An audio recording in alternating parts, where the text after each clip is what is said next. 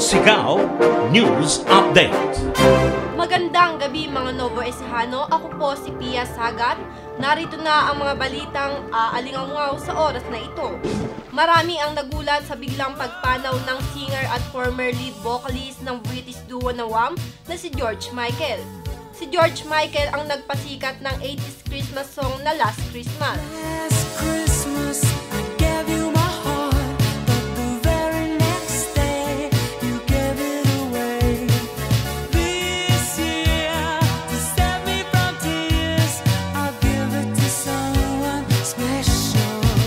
Naging literal na daw ang awiting iyon sa namayapang singer dahil huling Pasko na niya nitong nakaraang linggo. Sumakabilang buhay ang singer dahil sa sakit na pneumonia nitong araw ng Kapaskuhan, December 25, 2016 sa edad na 53 anyos sa kanyang bahay sa Oxfordshire sa bansang England.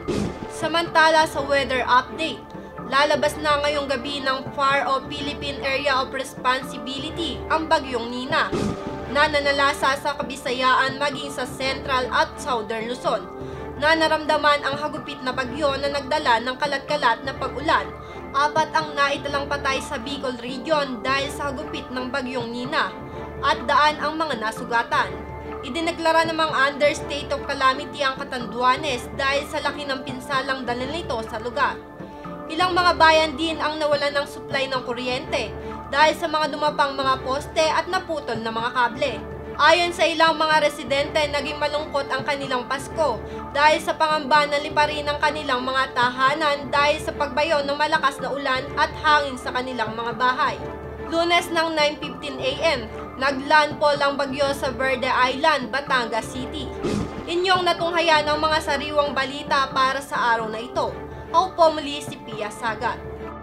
Manatiling updated sa mga balita, bisitahin ang aming website sa www.doublepay.com at Facebook page ng Nueva Ecija TV48.